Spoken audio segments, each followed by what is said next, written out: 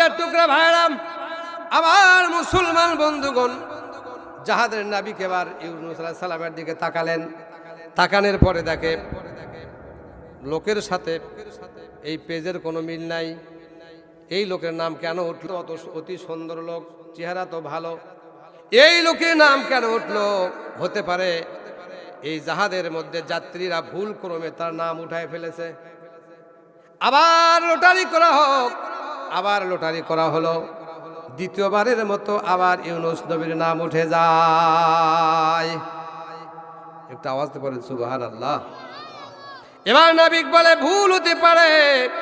তৃতীয়বারের মতো 200 লটারিকে 400টা বানাও, ডবল করো, বেশি করো, দেখি এবার কি হয়।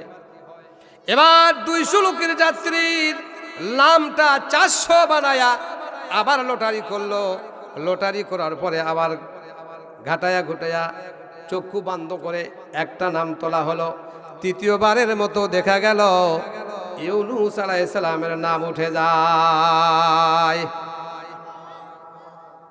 তৃতীয়বারের মতো যখন নাম উঠে যায়, ইউনূস আলাইহিস সালাম বলে, এখন আমি যদি এখানে বসে থাকি বড় বেশরমে কথা, একবার দুবার তিনবার পর্যন্ত আমার নাম উঠে যায়। আল্লাহ গো, বুঝতে পেরেছি তোমার হুকুম অমান্য করে মানুষদেরকে গজবের ভয় দেখায়া আমি নিজেই পলায়ন করতেছি। আল্লাহ, আমার বাঁচার মতো কোনো পথ নাই, আমি ঝাঁপায়া পড়লাম নদীতে। বলুন সুবহানাল্লাহ। ইউনূস নবী যখন পানির ভিতরে, সাগরের ভিতরে ঝাঁপ দিবেন, আল্লাহ পাক জিবরাইল আমিনকে সাগরের ভিতরে বিশাল মাছের কাছে পাঠায় দিয়ে বলে, ও মাছ, তাড়াতাড়ি ওঠো, সাগরের কিনারে যাও, ভেসে ওঠো।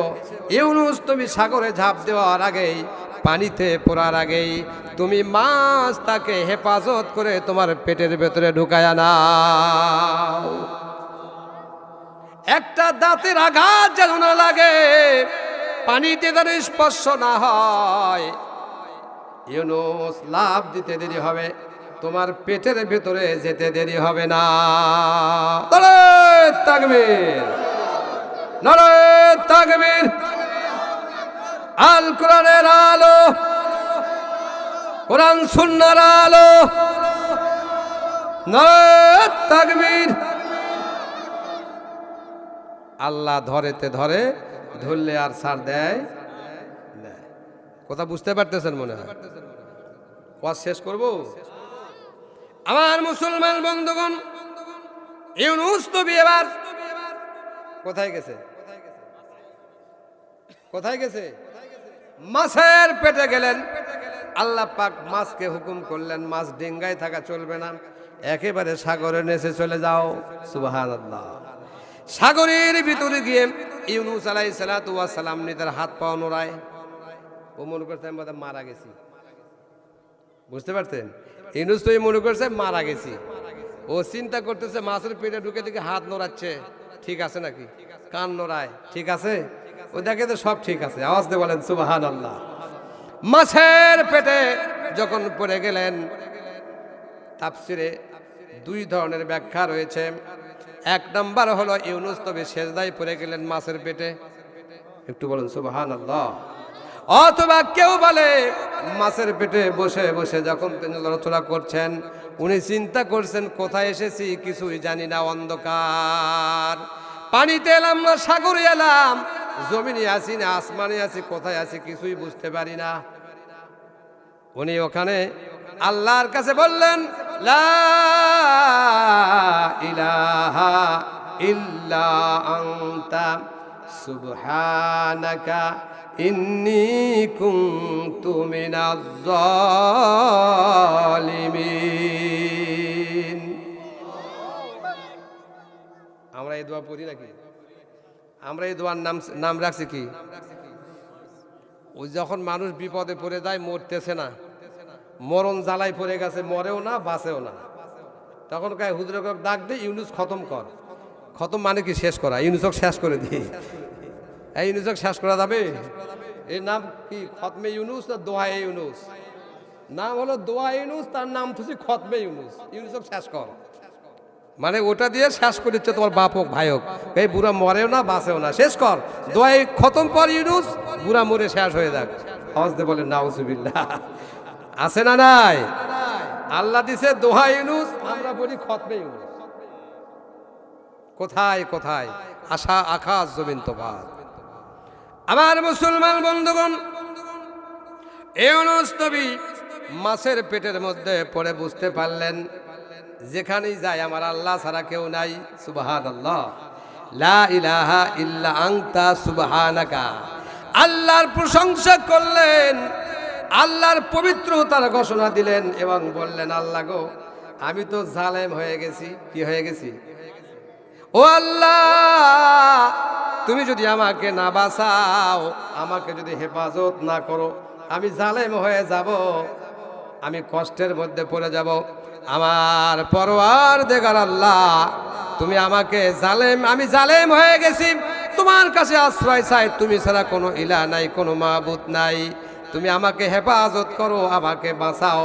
আল্লাহ বলেন, ও ইউনুস, পৃথিবীর কোন লোক তোমার ডাক শোনে নাই, তুমি কোথায় আছো কেউ জানে না, কিন্তু আমি আল্লাহ তো সব কিছুই জানি। সুবহানাল্লাহ। আল্লাহ পাক মাছকে বললেন, মাছ, ইউনুসকে তোমার খাবার বস্তু হিসাবে দেই নাই, খাদ্য হিসাবে দেই নাই। আমার বুঝতে পারে পৃথিবীর কোথাও গেলে আমার রাজত্ব ছাড়া, আমার জায়গা ছাড়া পৃথিবীতে কোনো জায়গা নাই। সুবহানাল্লাহ। আমি আল্লাহ যাকে ধরে ফেলবো তার বাঁচার মতো পথ নাই। ও যতই শক্তিশালী হোক, যতই ক্ষমতাবান হোক, দেশের সরকার যদি হয়, আমি আল্লাহ যদি ধরে ফেলি, ইঁদুরের গর্ত তারা খুঁজে পাবে না। এই কিছুদিন আগে মাহফিলে ওঠার আগে বলে, হুজুর ভেবে চিন্তা কথা কয়েন। আছে না নাই? আল্লাহ পাক বলেন, ওয়ায়াকতুলুনান নাবিয়িনা বিল কিসতি। আল্লাহ পাক বলেন, যারা শেষ জামানার মধ্যে যারা আল্লাহর কোরআনকে মিথ্যা প্রতিপন্ন করতে চায়, নবী রাসূলকে যারা হত্যা করেছে, নবীর ওয়ারিসদের যারা হত্যা করেছে, বিনা বিচারে যারা ফাঁসের কাস্টের রায় দিয়ে ফাঁস দিয়ে মেরেছে, কারেন্ট শট দিয়ে মেরেছে, আয়না ঘরে মেরেছে, আল্লাহ পাক বলেন ওই সকল ব্যক্তিদের জন্মের মধ্যে ভেজাল আছে। এরা হলো পিতৃহীন পরিচয় সন্তান। আল্লাহর জমিনে এদেরকে ধরবে, ইঁদুরের গর্ত খুঁজে পায় নাই। কথা বলেন ঠিক না বেঠে? আজ যারা মুসলমানদের বিপক্ষে লাগবে, কোরআনের বিপক্ষে লাগবে, আলেমদের বিপক্ষে কথা বলবে, তাদের জায়গা বাংলার জমিনে হতে পারে না। আল্লাহর কোরআনের পক্ষে কারা কারা থাকতে চাই, দুটো হাত তুলে আল্লাহকে দেখায়।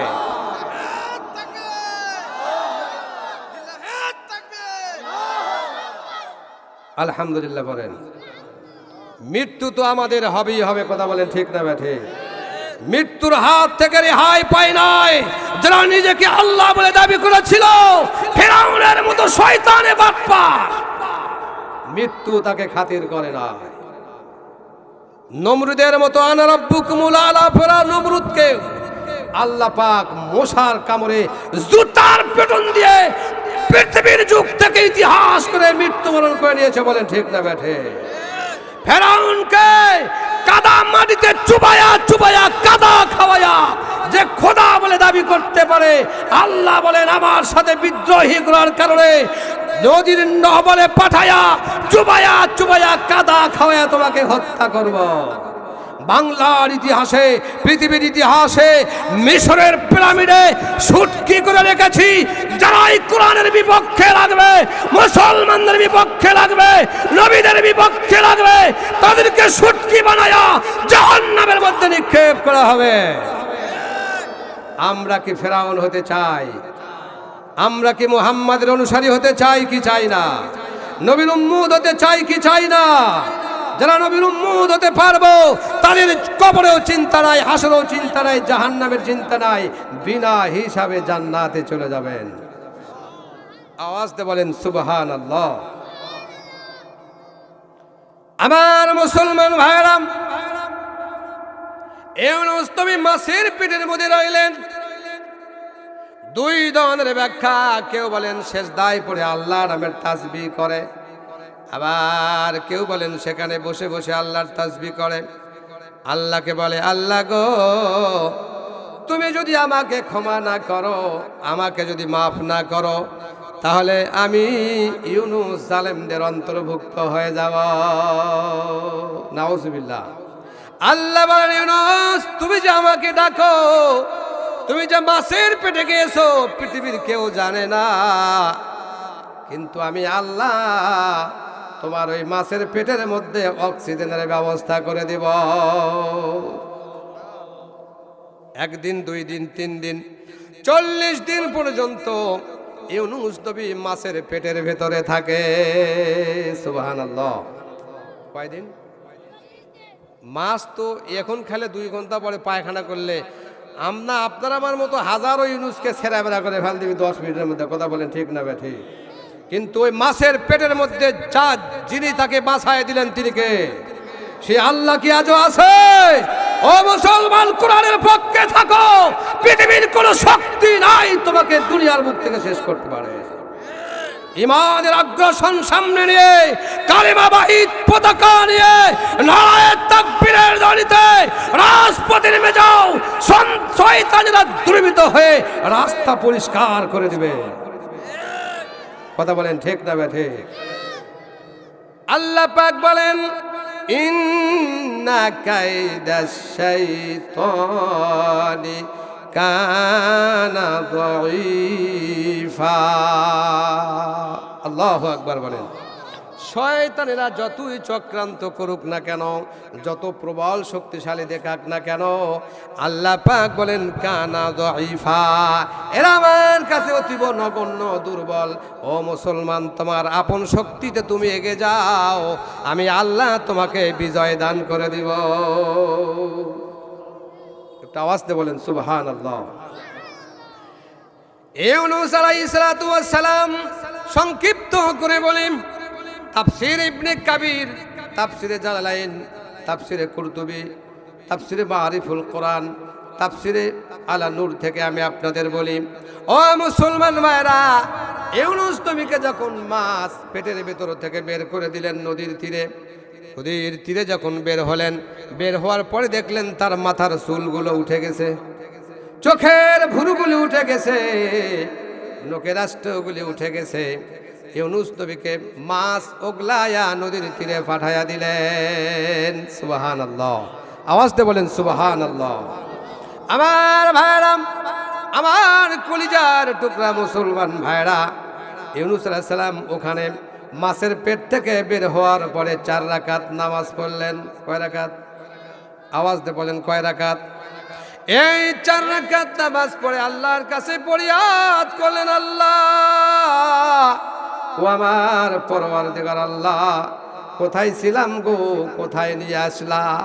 আমি আল্লাহ, আমি ইউনূস নবী আল্লাহ তোমার কাছে খুশি হইয়া আমি 4 রাকাত নামাজ আদায় করলাম। আল্লাহ পাক বলেন, এই 4 রাকাত নামাজকে আমি আল্লাহ এত বেশি পছন্দ করলাম, তোমার এই 4 রাকাত নামাজে আমি আল্লাহ এত বেশি খুশি হলাম, আমার উম্মতি মুহাম্মাদীদের উপরে, আমার দোস্তের উম্মতের উপরে এই 4 রাকাত নামাজকে ফরজ করে দে, সলাতুল আসর বানায়া দিলাম। সুবহানাল্লাহ। লেফের মধ্যে আছে নাকি? একটু আওয়াজ দিয়ে বলেন সুবহানাল্লাহ। 4 রাকাত নামাজ আসর, আসরের নামাজে 4 রাকাত ফরজ সালাত আদায় যে ব্যক্তি করে, আল্লাহ পাক বলেন ওই আসরের নামাজ এবং মাগরিবের 3 রাকাত ফরজ সালাত, এই 4 আর 3 কত হলো? 7। কোন ইমানদার ব্যক্তি যদি ফজরের মাগরিবের সালাত জামাতের সাথে পড়ে, আসরের সালাতটা জামাতের সাথে আদায় করে, আল্লাহ পাকের নবী বলেন আমার এই উম্মতের জন্য, আল্লাহ পাকের ওই গোলামের জন্য 7টা জাহান্নাম হারাম হয়ে যাবে। হুজুর নামাজ তো পড়ি মাঝে মধ্যে, একটু শীতের মধ্যে তো পড়া যায় না ফজরের সালাত। আসরেতে কোসর মসুর, মাগরিবেতে ঢিল, এশারেতে খাওন দাওন, ফজরেতে নীল। আছে না নাই? যাক ওইদিকে যাই না, নামাজ আপনি না পড়লেন, আপনার তাতে আমার কি যায় আসে? আপনি নামাজ পড়বেন না, জান্নাতে যাবেন না, আমার কোনো যায় আসে? ওটা তো আপনার দরকার। ইমাম টাকা দিয়ে রাখছেন, কব পড়বো, নিজে পড়বো, ওয়াজ করে যাবো, পড়লে পড়েন, ওমা আলাইনা ইল্লাল বালাগ, মন চাইলে পড়েন, না পাইলে ছেড়ে দেন, ওটা আপনার ব্যাপার। আমি কি আপনার গাল খাবার যাবো? কি বলেন, কথা ঠিক না ভাই? ঠিক। অনেক মুসল্লি আছে, হুজরা তো নামাজ করে কেন? হুজুরের কি হয়েছে? আছে না নাই? আমাকে এলাকার নেই, অন্য এলাকায় আছে। আমাকে এলাকার মুসল্লি খুব ভালো, সুবহানাল্লাহ বলেন। আবার ভাইরা গভীর মনোযোগ দিতে হবে। ইউনূস আলাইহিস সালাতু ওয়াস সালাম প্রথমে হারাইছে তার স্ত্রীকে, দ্বিতীয়ত হারাইছে কাকে? ছোট সন্তানকে। এরপরে হারাইলো কাকে? বড় সন্তানকে। মাছের পেট থেকে ওঠার পরে উনি চিন্তা করলেন কারো কোনো কথাই নয়, ডাইরেক্ট চলে যাব আমার দেশে। সুবহানাল্লাহ। কারো ভয় নাই, কারো চিন্তা নাই, আমি তো মরে বেঁচে আসলাম, এবার মরলে কোনো যায় আসে না, যা হয় হবে, দাওয়াত দিতে থাকবো, যা করে আমারে করুক। কথা বলে ঠিক না ভাই? ঠিক। অনেক শেখা খায়া অনেক মুসলমান এরকম নামাজ ধরছে, আছে না নাই? বিদেশ যাওয়ার ব্যাপারে দালালকে টাকা দিয়েছে 5 লাখ, ফকির হয়ে গেছে, কয় আল্লাহ সব শেষ, আছে না নাই?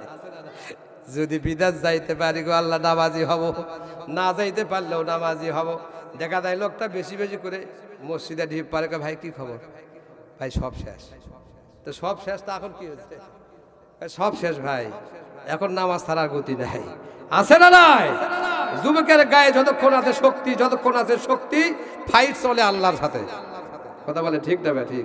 যখন বুড়া হয়ে চামড়া হয় ঢিল, আল্লাহর সাথে দেয় মিল, এমন মিল দেয়, তাহাজ্জুদ পড়ে, ভালো কথা বলে, সব কিছুর মধ্যে এখন বুড়ো আছে। যুবককালে খালি ফায়সা কথা, যুবককালে ইসলামের কথা যারা বলেছে, ইমাম সাহেব ধরেও পিটছে, এ কত বড় জালেম, কত বড় ঠিক না ভাই? ঠিক। আমার কলিজার টুকরা ভাইয়েরা, গভীর মনোযোগ দিতে হবে। কেমনে তার সন্তানকে ফিরে পায়, এটা আমাদের জানা দরকার, আছে না নাই? আর ইউনূস নবী হলেন তার দেশের সরকার। সুবহানাল্লাহ। আমার কলিজার টুকরা মুসলমান ভাইরা, ইউনূস নবী যখন ওই সমুদ্রের তীরে যখন উঠলেন, ওঠার পরে আল্লাহ পাক জিবরাইলের মারফতে জান্নাত থেকে একটা লাইয়ার বিছি দিলেন। বিভিন্ন গাছের কথা আছে, তার সর্বশেষ মুফাসসির লাইয়ার গাছের কথা বলতেন, লাইয়ার বিছি।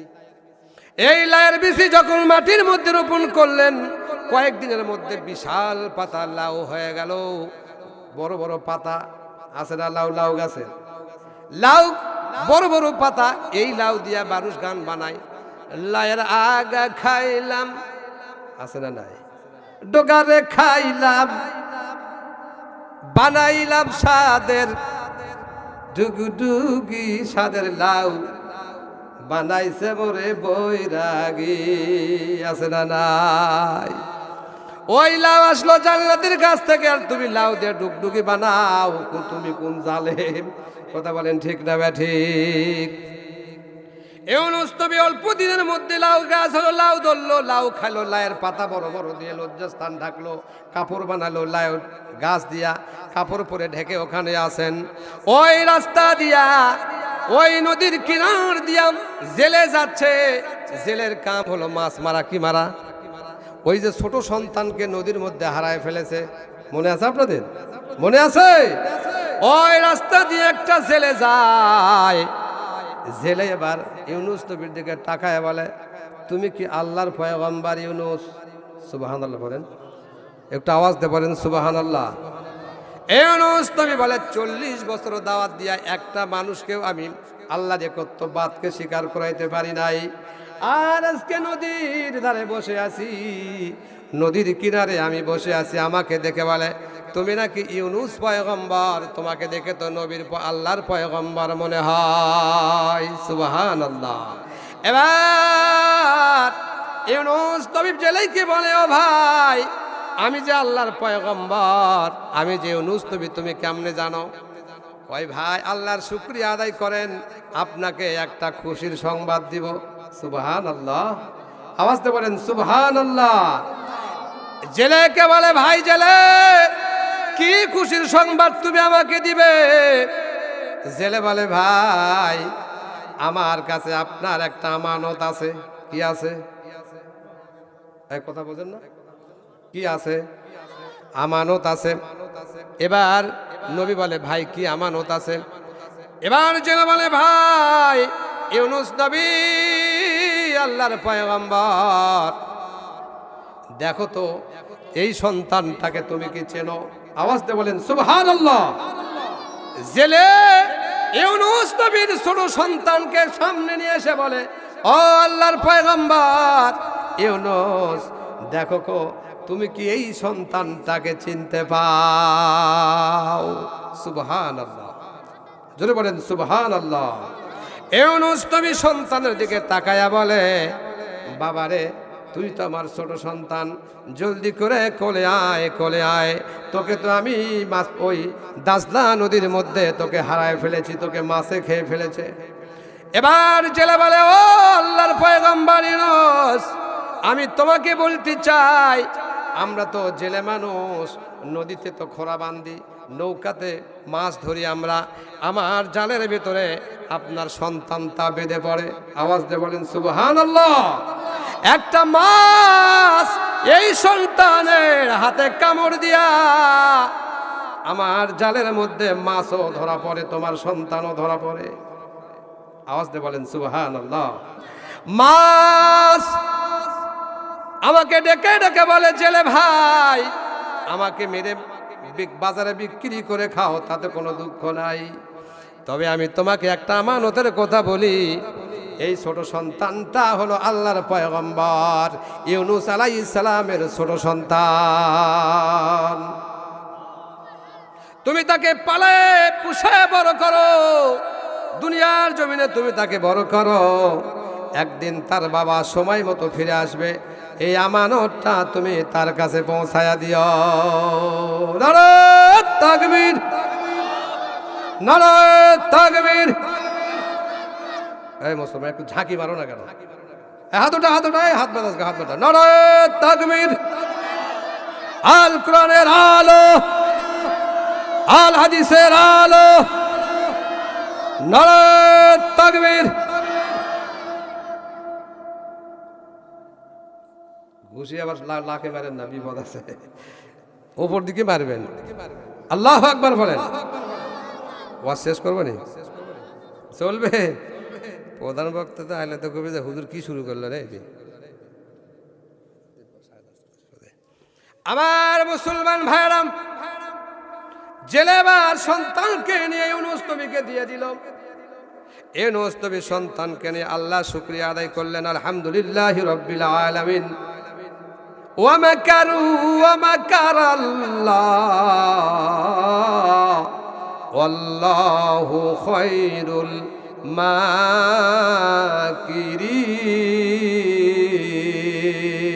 মাকিরিন। এই মক্কর যিনি করতেছেন তিনি কে? কে? সে আল্লাহ আসেনি? আছে। গভীর মনোযোগ দেন। সহজ আযাব, সহজ কোথায় শেষ করব, ডাল পাকা বের করার সময় নাই।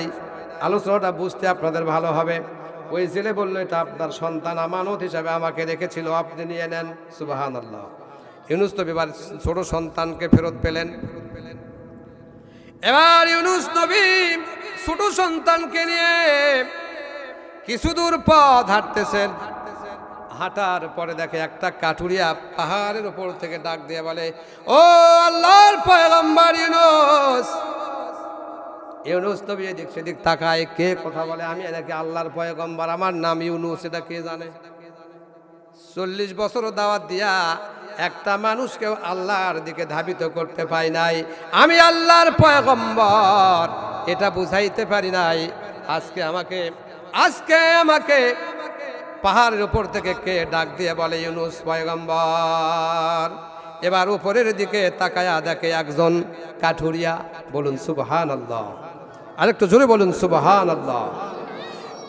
কাঠুরিয়া পাহাড় থেকে নেমে এসে জঙ্গল থেকে বের হয়ে এসে ইউনুস নবীকে বলে, ভাই ইউনুস, আল্লাহর পয়গম্বর, আমি আপনাকে এমন একটা খুশির সংবাদ দেব, যে সংবাদ পেলে আপনি বড় খুশি হয়ে যাবেন। সুবহানাল্লাহ।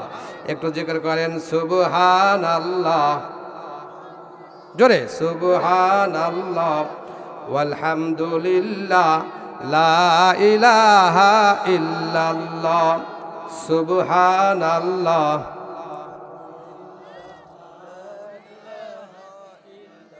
সুবহানাল্লাহ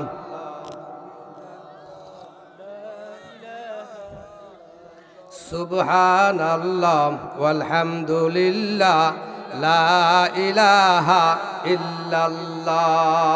আওয়াজ বলেন আল্লাহু আকবার। আমরা যে আল্লাহর সাথে তালে তিলে জিকির করি কত সুন্দর, সুবহানাল্লাহ বলেন। আর আমার হিন্দু ভাইরা 33.5 কোটি দেবতা, যদি বলা হয় তোমার দেবতার নাম এক সারে বলো তো দেখি, 2-4টা নাম বলে বলতেই পারবে না। আওয়াজ দিয়ে বলেন ঠিক না ঠিক? তো আমরা যেরকম জিকির করি সুবহানাল্লাহ আলহামদুলিল্লাহ আল্লাহু আকবার, জিকির করি না আমরা? জিকির করি। তো হিন্দু সম্প্রদায় মনে করছে তোমরা মুসলমানরা জিকির করো, আমরা কি জিকির থেকে ফারেক থাকবো? আমরাও জিকির করব। তাই ওরা জিকির শিখাচ্ছে রাম কৃষ্ণ ভগবান, ভগবান রাম কৃষ্ণ মিলে ভগবান রাম কৃষ্ণ, ভগবান রাম কৃষ্ণ, এরকম করতে করতে করতে করতে একসময় করতে ভকর ভকর ভকর ভকর ভকর ভকর ভকর ভকর ভকর ভকর কে রে কয়ে গেলাম ভগবান নাম কৃষ্ণ খালি ভকর ভকর করে, তার মানে কি